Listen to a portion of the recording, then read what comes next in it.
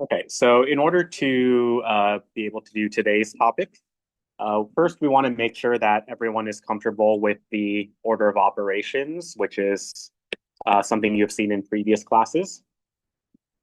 Okay, so as a reminder, we can write this at the top.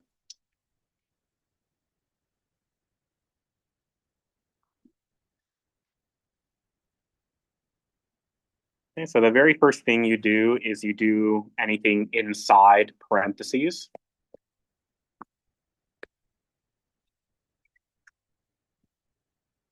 Next,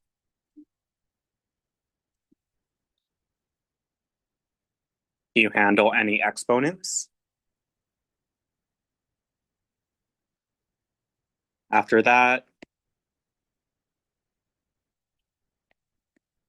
so you do multiplication and division in the same priority step. And then similarly, addition and subtraction are tied. So you do them from left to right.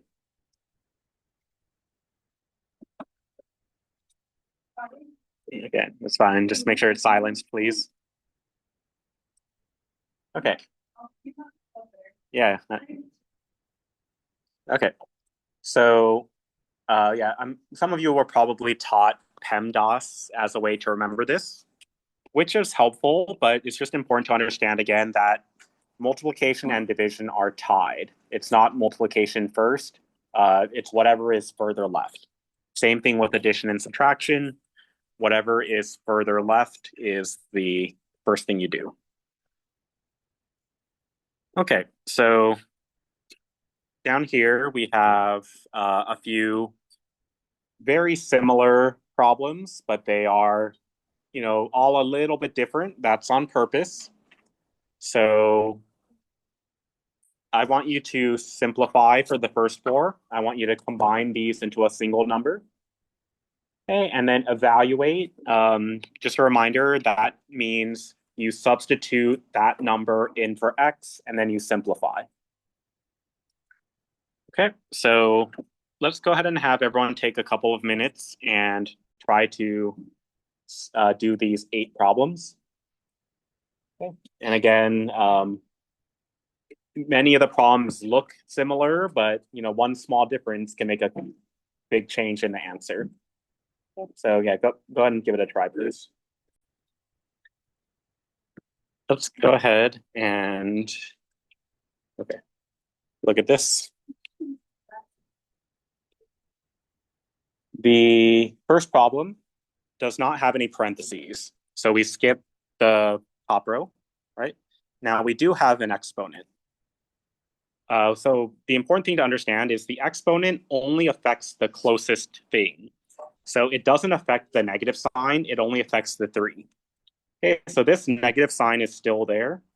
And again, the squared only affects the 3 part of it. Okay, so the 3 shows up twice, but not -3. Okay, so if you want, you can think about it like this. All right, only the 3 is affected. Okay, so you do 3 times 3 is 9, but then you apply the negative to it. Okay, so -9 should have been your final answer. Again, if you got +9, you likely thought it was this, which is actually something we're going to talk about right now. Okay, so comparing problem 1 to problem 2, this time we have parentheses around the -3 before the exponent. Okay, so again, over here, only the 3 is affected by the exponent. But with the parentheses, the entire -3 is affected. Okay, so it's not just the 3 that shows up twice. The negative sign also shows up twice. Okay, so now you have negative times negative becomes positive. Okay, so again, comparing these first 2 problems, you can see that here it's -9, here it's +9, and it has to do with whether there were parentheses or not. Okay, problem 3. So here again, we have an exponent, but we also have multiplying. Okay, now exponent comes before multiplying. So we're going to ignore this outside 2 for now, because that is multiplying the parentheses. Okay, we just want to handle the exponent. Okay, so I'm going to leave this 2 alone, but parentheses -1 squared means -1 times the second -1. Okay, and you do what's inside the parentheses first. Okay, so -1 times -1 is +1. And now you do the outside 2 times 1 is +2.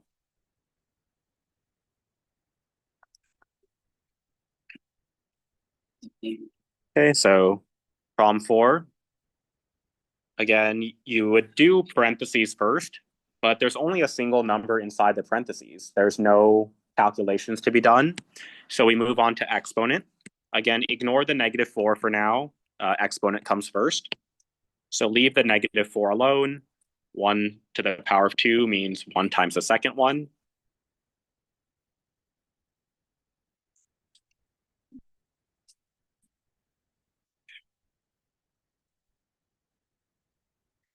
Okay, so now down here, we need to practice what's called evaluating. Okay, so in math, we have these things called functions that tell us for each x value, how do you get the y value? So in order to evaluate, you notice that in this problem, the 5 is in the same place as the x. Okay, so that means that we plug in 5 for the x over here. Okay, so the way that I am going to show us, you start by replacing any x's with parentheses. Okay, so let's write this sort of middle step.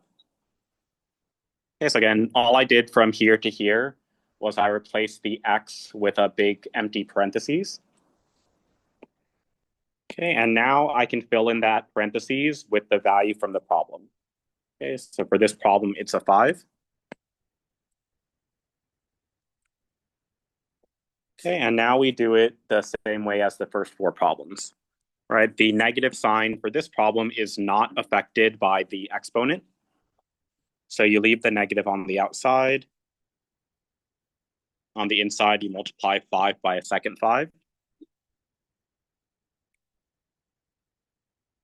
Okay, and then now the negative gets attached to the 25 to make the final answer -25.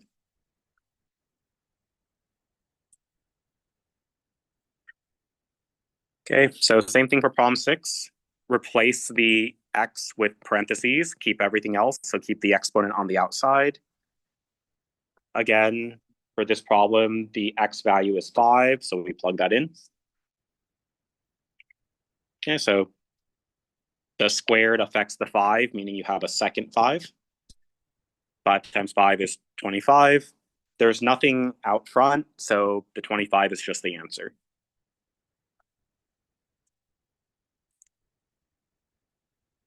Okay, jumping down here. So again, when you evaluate, start by replacing the x with parentheses. This time, the input is -5. Okay, so that's what goes in the parentheses. Okay, so this one's going to be a little tricky because there's multiple negative signs happening. You want to leave the negative on the outside alone for now.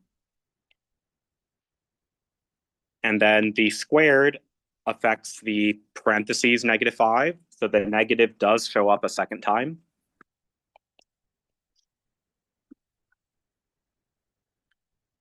Okay, so leave the negative alone on the inside. -5 times -5 is +25. And now you can attach the negative to it to make the final answer -25.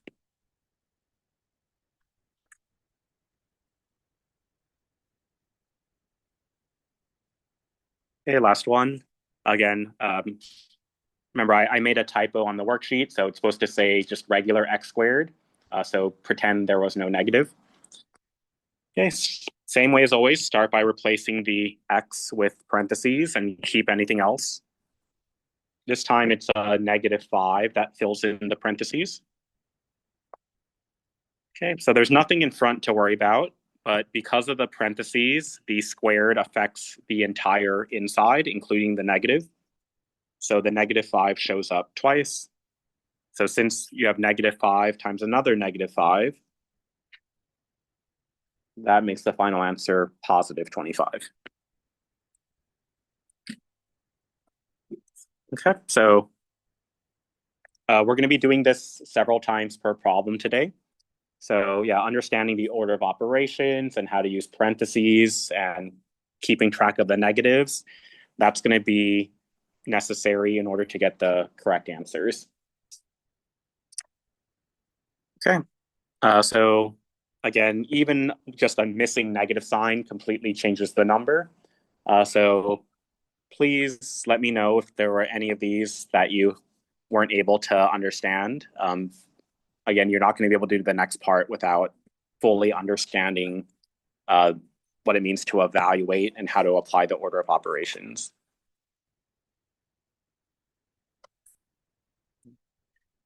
Okay. All right, so that brings us to something called standard form of a quadratic function. Okay, so what does it mean to be a quadratic? Let's please write this on your paper. So quadratic means that it is a polynomial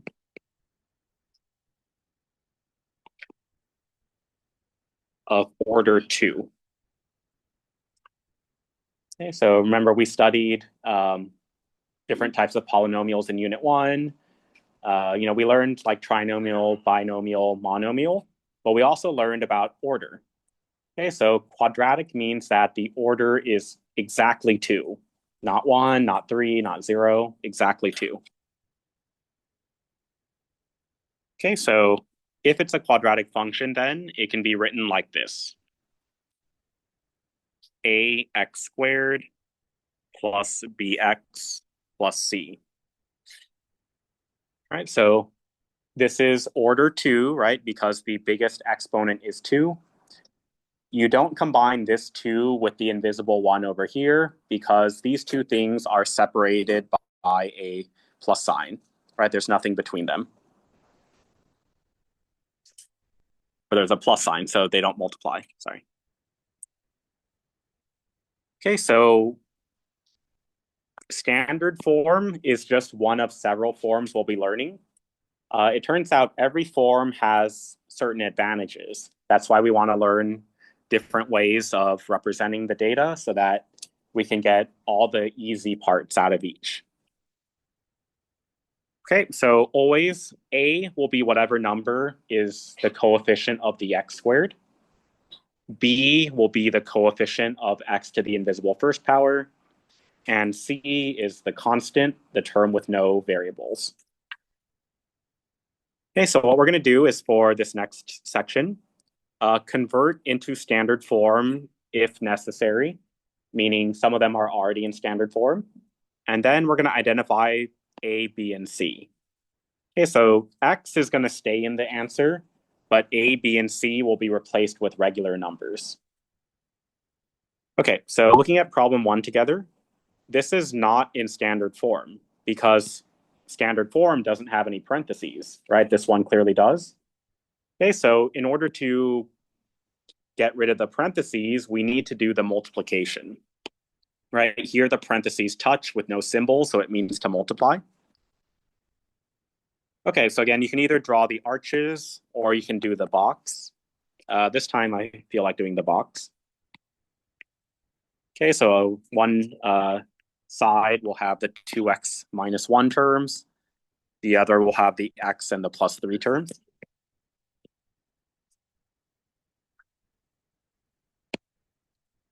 Okay, so 2x times x is 2x squared.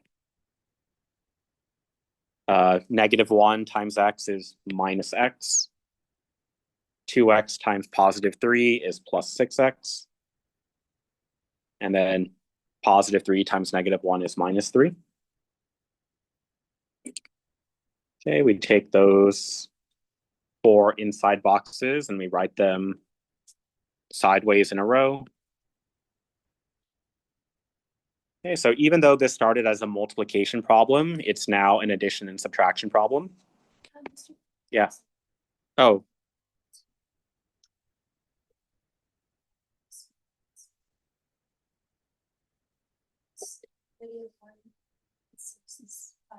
okay, good. So yeah, Eden recognized that there are some like terms which are allowed to combine. Okay, so not the 2x squared. This can't combine because none of them have the same exponent. So that one can go straight down to our answer.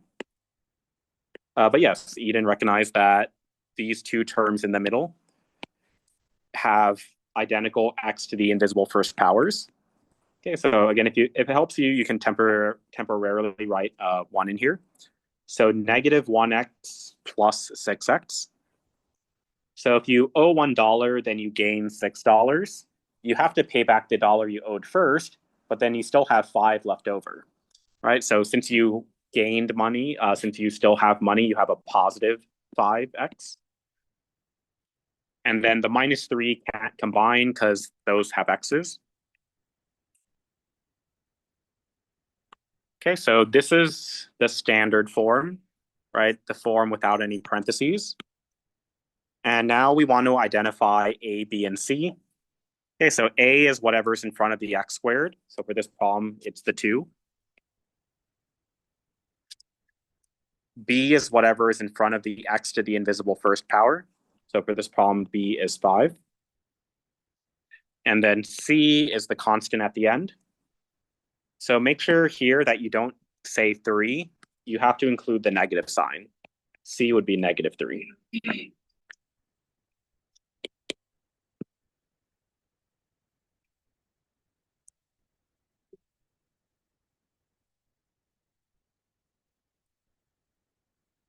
Okay, let's do one more together. Okay, so this one doesn't have any parentheses. So this one is actually already in standard form. However, to identify A, B, and C, it's a little bit trickier. Okay, so A is whatever's in front of the x squared term. Well, we don't see a number, we just see a negative sign. But again, we know that it's invisible 1, right? So negative x squared is really negative 1x squared. So A will be negative 1. Now, B is supposed to be in front of the x to the first power. We don't have an x to the first power at all. Okay, but how do we identify B if it's not there? Well, you can always add 0 of something without affecting the value. Okay, so even though it doesn't appear in the original problem, we are allowed to write plus 0x. Because again, adding 0 doesn't change the value. It's just like a little placeholder. It helps us keep track. Okay, so B, the number in front of x to the invisible first power, will be 0. And C, the constant at the end, is the positive 6.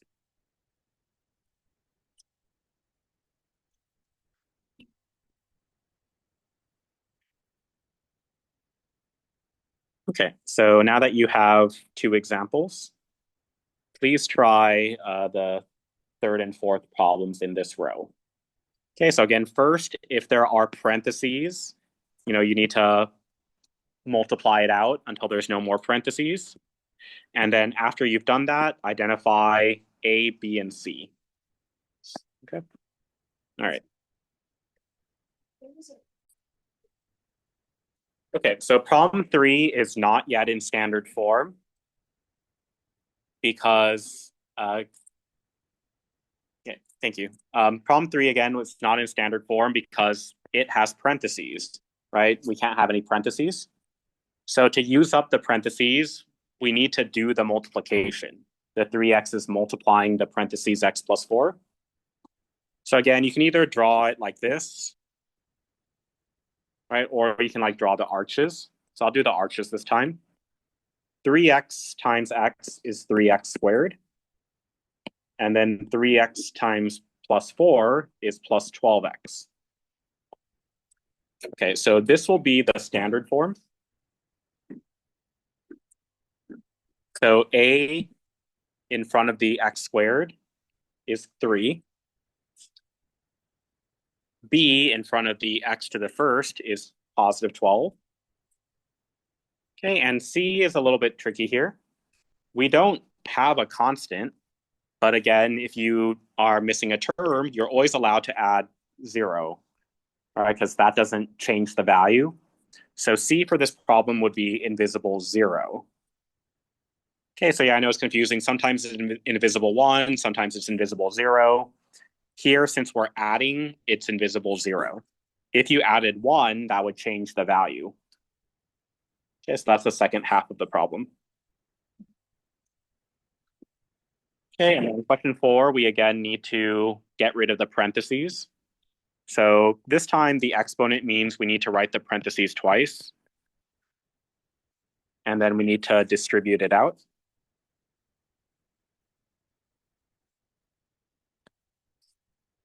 Okay, so x times x squared, x times negative 3 minus 3x, negative 3 times x another minus 3x, negative 3 times negative 3 positive 9. Okay, so notice these two are not opposites. They don't cancel out, they're actually the same. So instead of canceling out, they combine together. Okay, but I'll go and write it this way first.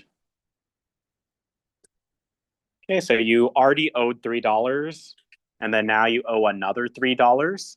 So combined, you owe $6 now. So that should be a plus at the end. Okay, so this is your standard form.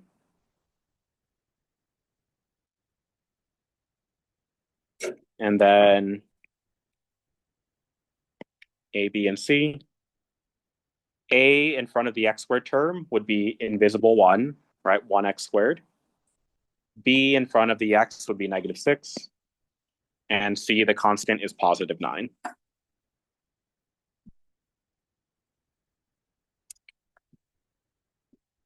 Okay, so again, it's important that we know how to identify A, B, and C because they're going to help us with the next part. All right, so do we have questions about where A, B, and C came from? Okay, so down here are graphs of quadratic functions. Okay, so we're going to talk in a few minutes about how to draw the graphs, but for now, I just went ahead and did the pictures for us. Okay, and I also told you the equation of each graph, right? So this red line comes from the equation y equals x squared plus 2x plus 1. Okay, so what I'm asking you to do is first identify A, B, and C for the given graphs. And once you have all 6 done, try to find some patterns, right? Like maybe look at all the A values together. What do they tell you about the graph? Maybe look at all the C values. What do they tell you, right? Somehow we want to be able to know information about the graph from A, B, and C. Okay, so again, for each problem, you're going to tell me what is A, what is B, what is C. And then once you have done that for all of them, try to find some patterns, right? Look at all the A values together, look at all the B values together. See what patterns you can identify.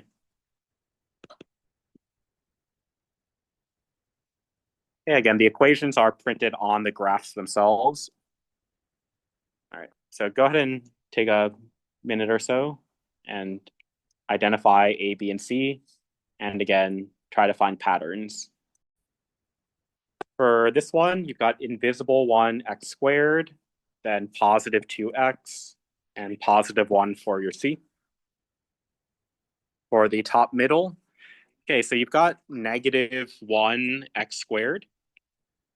Then you don't have a bx or a c. So there's invisible plus 0x and 0 at the end. All right, so b and c are both 0. Top right. Okay, so you have the negative 4 in front of the x squared. But notice the 1 is the constant. So the missing term is in the middle. You're missing the bx. So the placeholder is the 0 for b. Okay, let's go to the second row. Here, there's no missing number, so you just directly take, okay, negative 0.1 x squared, negative 0.2 x, and then negative 1 as your constant. Here, positive 2 in front of the x squared, negative 3 in front of the x to the invisible first. This time we're missing the constant. So it's c, that is the placeholder 0. Okay, and then lastly over here, all the numbers are there. You've got 0.5 x squared, positive 4 in front of the x, and negative 1 is your constant.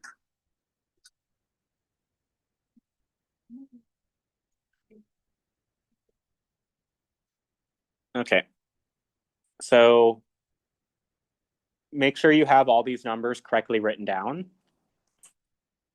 Okay, and then I want you to now, okay, sorry, I can't continue because there's, all right. Okay, so I'd like everyone to look at the various a values.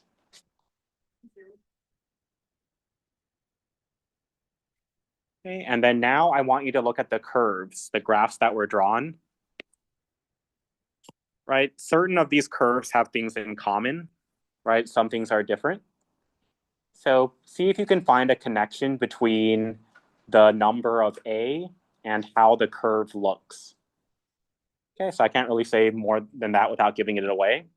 But yeah, again, look at the different numbers that a can be, look at the graphs for each one, and see if you can say, oh, whenever a is this, the graph does that. Okay, so something like that.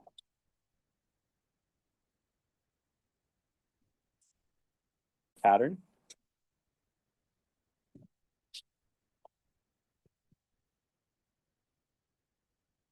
Okay, so when a is positive, so any positive number at all, whether it's positive invisible 1, positive 5, positive 0.1, when a is positive, the graph, the phrase we use is opens up. Okay, so that means it's sort of like a U shape.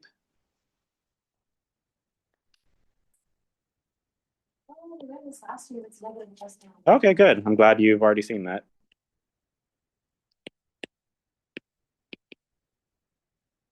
Okay, so the opposite, when a is any negative number, again, it could be negative invisible 1, negative 2, negative 13. The graph opens down.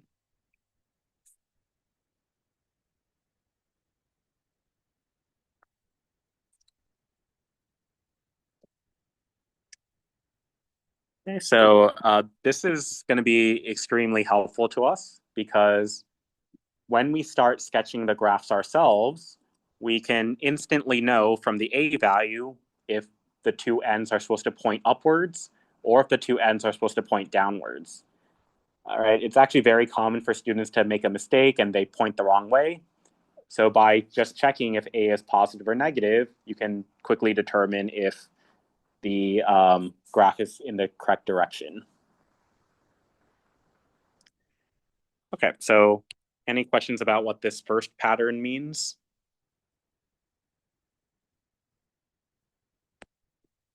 Okay, so the next pattern that we're going to try to discover has to do with c, the constant. Okay, so now I'd like you to look at the c value for all 6 graphs.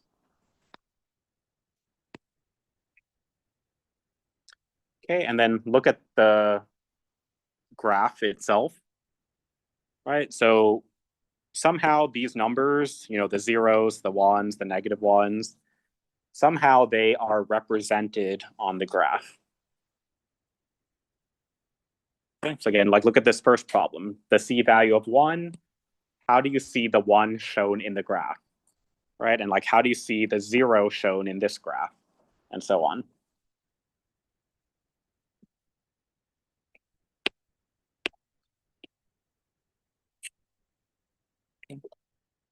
Aden, you have a...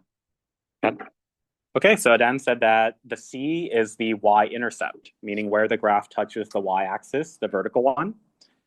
Right, so for this problem, the C value was 1, the y-intercept is 1. For this problem, C is 0, y-intercept is 0. Right here, C is -1, y-intercept is -1. So yeah, that's definitely true. The C value is always the y-intercept.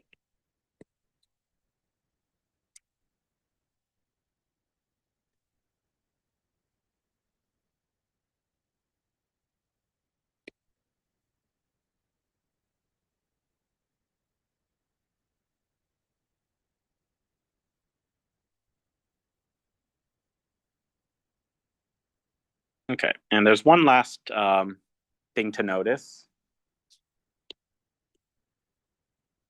Well, so first, you notice all of these curves, again, they're sort of like U-shaped, right? Either regular U's or upside down U's. And again, some are narrower, some are wider, but they're all the same kind of shape. All right, so a vocab term that we want to introduce is what's called the vertex of the graph. So the vertex is basically like the tip or the point of it, right? So like this right here is the vertex. All right, this one, the vertex is right here and so on. Right, so all quadratic graphs have a vertex.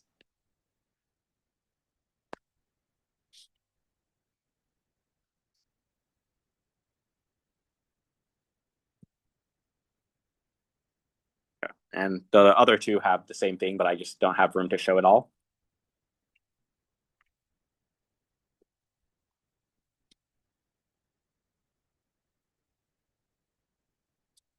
Okay, so one other thing I want you to notice about these curves is they're all sort of like mirror images, right? Like right here, this half and this half are the same.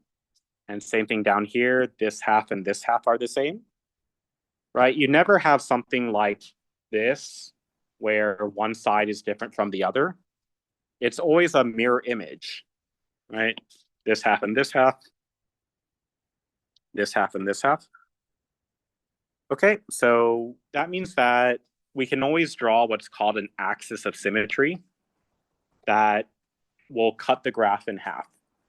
Okay, so on this top left graph, please draw a dashed vertical line that goes through the vertex.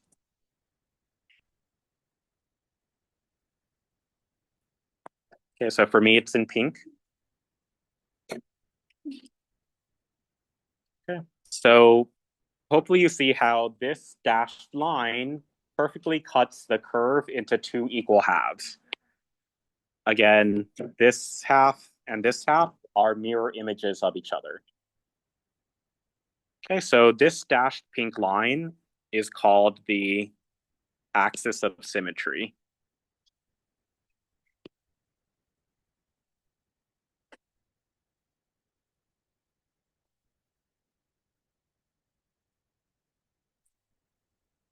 Okay, you may have heard that of symmetry or things are symmetrical before. Again, it means that things are mirror images, that one half would reflect over to match the other half.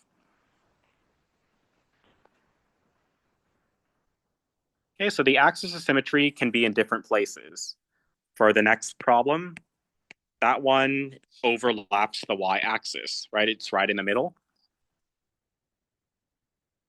In the bottom middle problem, it's kind of between 0 and 1. Okay, but yeah, you can always cut the curve in half with the axis of symmetry. Okay, so it turns out there's a way to find where the axis of symmetry will be. And so this is a very small equation that we'll want to know. Okay, so in the last bullet point, if we could please write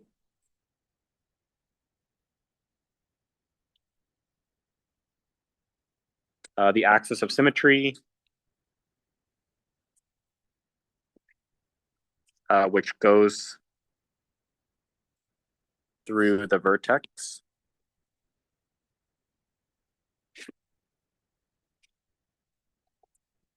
Okay, so for one thing, the axis of symmetry will always go through the vertex, that again sort of tip of the curve.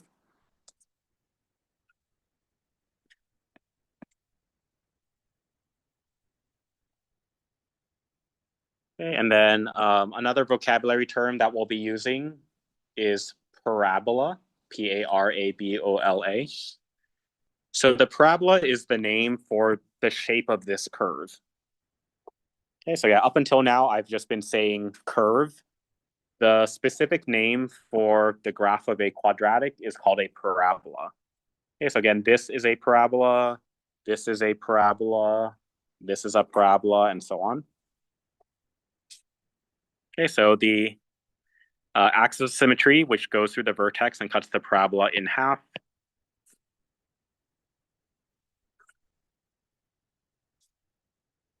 Okay, so again, here's the equation that we need to know. It's x equals the fraction negative b over 2a.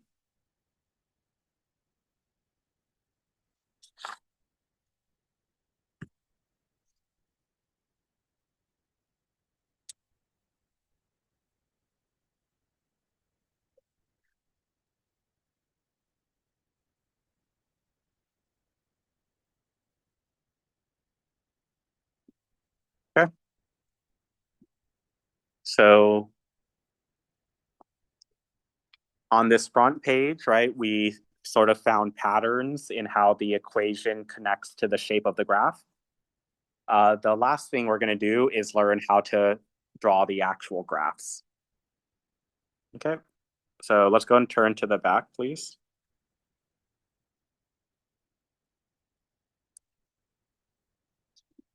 Okay, so you can see here that the graph is not drawn for us. We're given a blank coordinate plane. So we need to sketch in the parabola shape. And we're given the equation up here. Okay, so let's go through this first one together. First thing we want to do is identify A, B, and C. Okay, so I'll write this like steps. So step one, identify A, B, and C. All right, so A is invisible 1 in front of the x squared. B is the positive 4 in front of the x. C is the positive 5. That was the constant.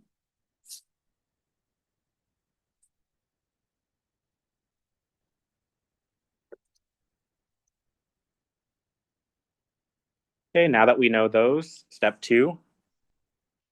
Okay, we're going to find the axis of symmetry, which we abbreviate AOS.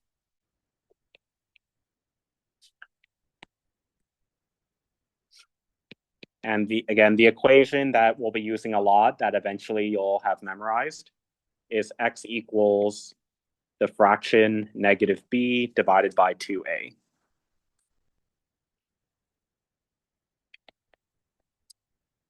Okay, so for this problem, don't forget the x equals. The numerator of our fraction is negative b.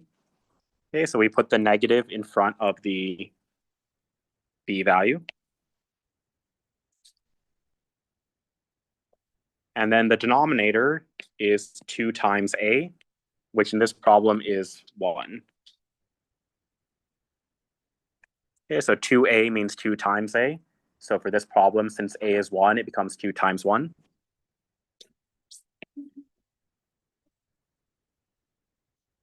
Okay, and now let's go ahead and simplify this. The negative 4 on top is fine. But the denominator, 2 times 1 is 2. Okay, so we can simplify this fraction. -4 divided by 2 is -2.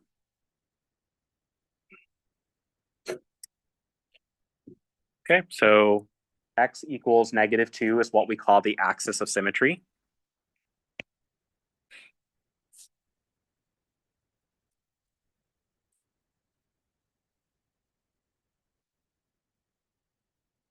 Okay, so now that we've identified the axis of symmetry, step 3 is draw the AOS.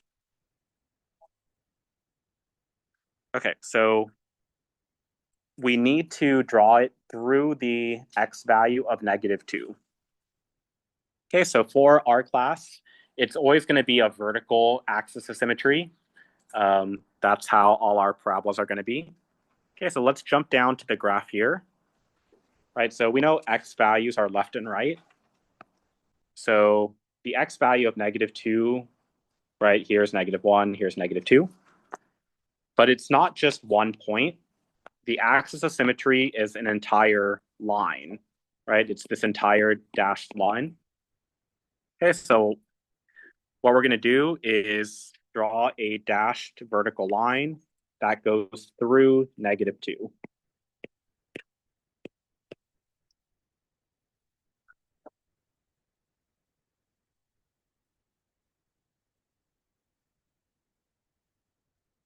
Okay, so please don't make it a solid line because then it looks like it's part of the final answer, which it's not. Yeah, please have a dashed line so that we can just use that going forward.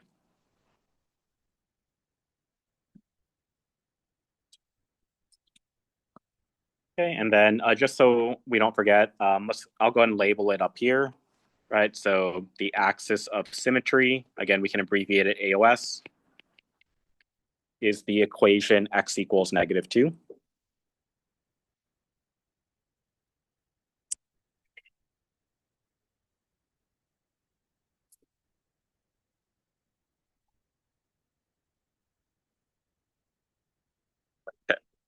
Okay, so now the next step. So we're on step 4.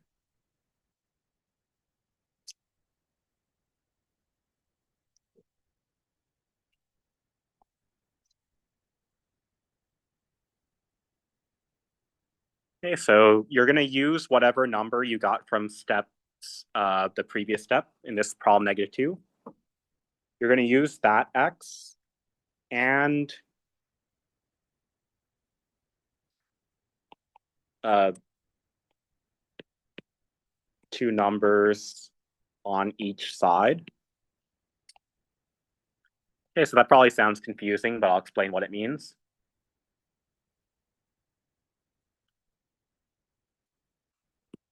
Okay, so your final graph, you'll need to calculate 5 points. You need 5 dots marked on your graph.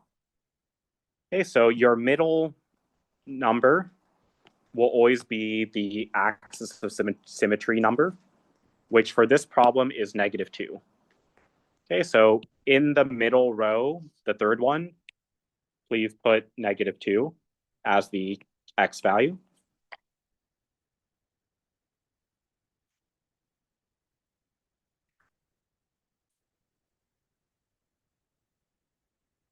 Okay, and then when I said do 2 numbers on each side, you just count. You count the 2 numbers after it and the 2 numbers before it. Okay, so right after -2 would be -1 and 0. And then if you go backwards, the 2 numbers before it were -3 and -4. Okay, so again, you just pick the nearby numbers.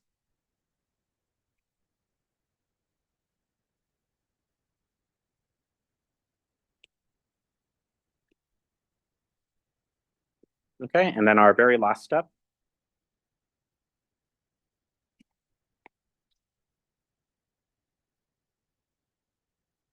Plug each x into the function.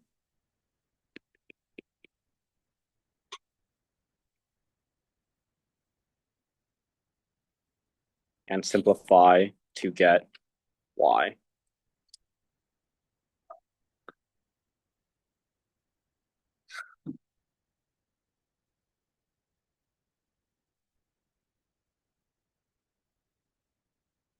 Okay, so remember the function was given to us back up here. Okay, so I'm going to start in the middle. Let me just copy down the function so that I can have it on the screen.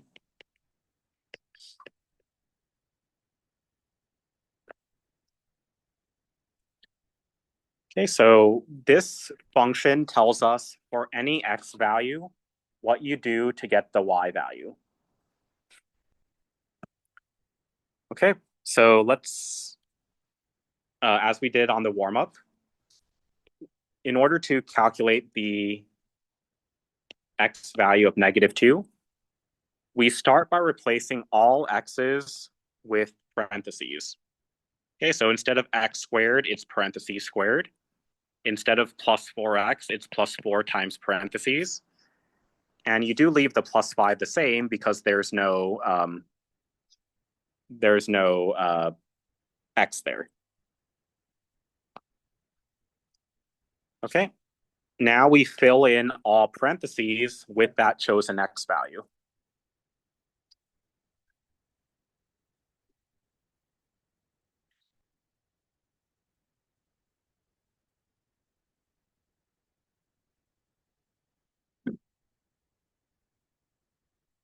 Okay, so now we need to simplify until this is a single number.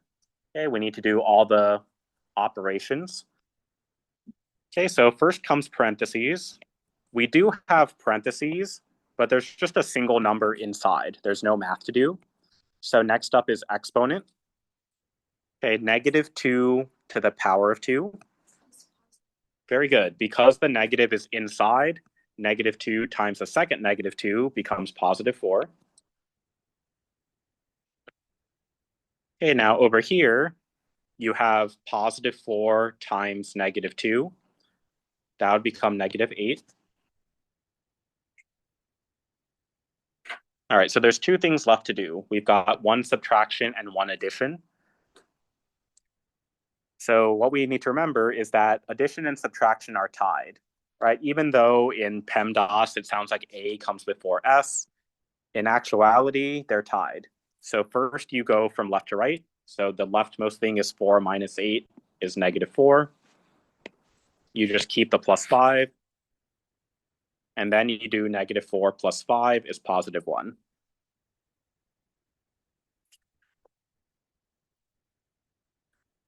Okay, so what this calculation tells us is that when x is -2, y is +1.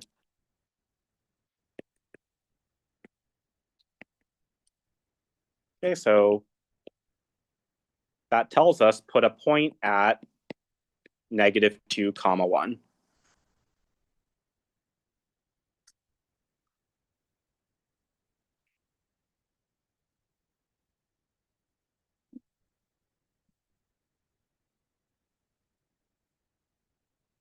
Okay, so on our graph, remember x comes first, then y. So -2, 1 will be right here.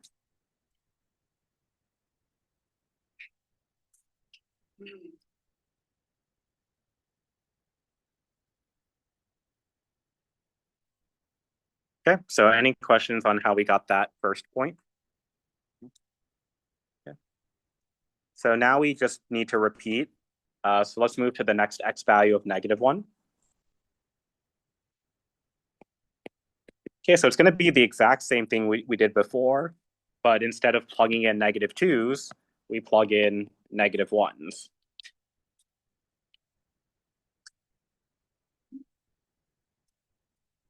Okay, so -1 squared is +1. 4 times -1 is -4.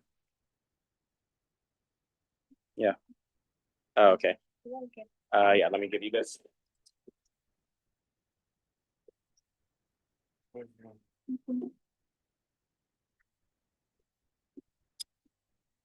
Okay, so 1 minus 4 is -3. And then you take that -3 and add the 5 to get +2. Okay, so this tells us when x is -1, y is +2. Okay, so now we put a second point on our graph at -1, comma, +2.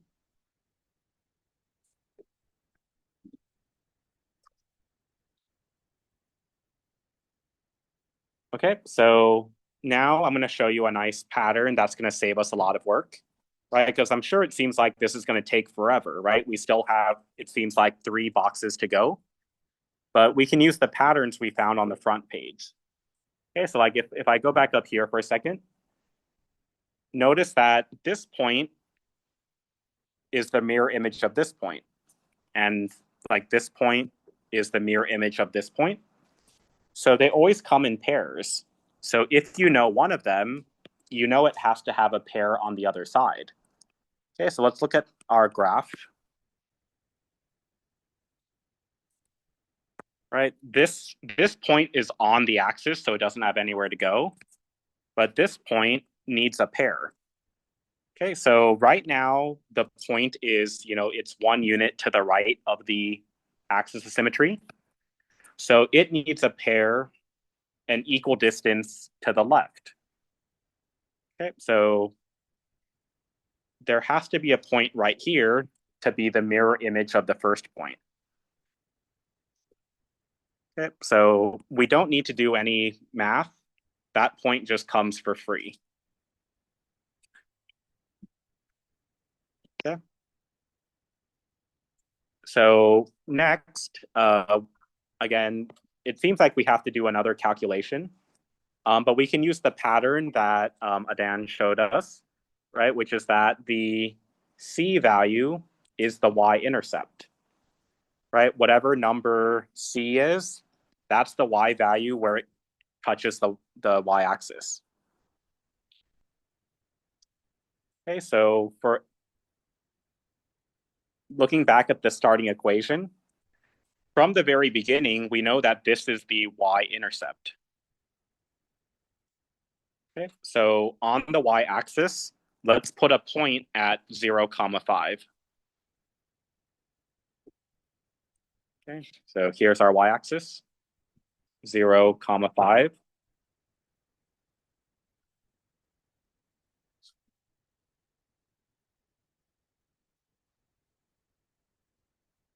Okay, so I want you to now tell me where the last point goes. And you don't need to do a single calculation, right? Use the reflection that we talked about, the fact that the graph is symmetrical, right? This point needs a mirror image. Okay, so go ahead and on your paper, draw where do you think the mirror image point will go?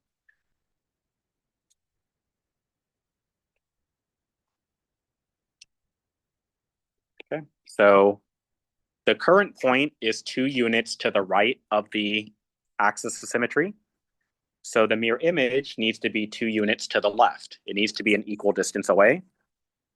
Okay, so your mirror image point should have been at -4, 5.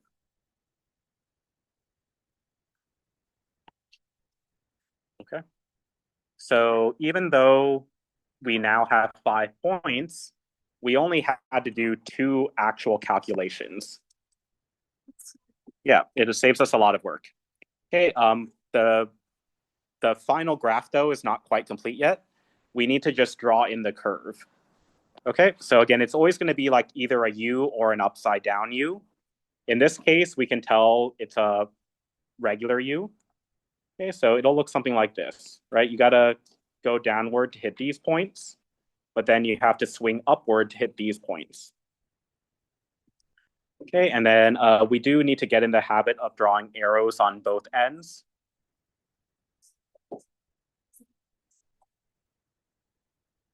Yeah, yeah, so yeah, that's a great question. So even though our graph is relatively small, you could plug in x equals 7 if you wanted. So that would be a very big number. It would be like over here. So yeah, the arrow shows that the graph continues even though we didn't do those numbers one by one. Okay, so yeah, that's the strategy. Okay, so for the let's just practice that last part. So for this next one, well, okay, I changed my mind. So what we're gonna do is I'm gonna go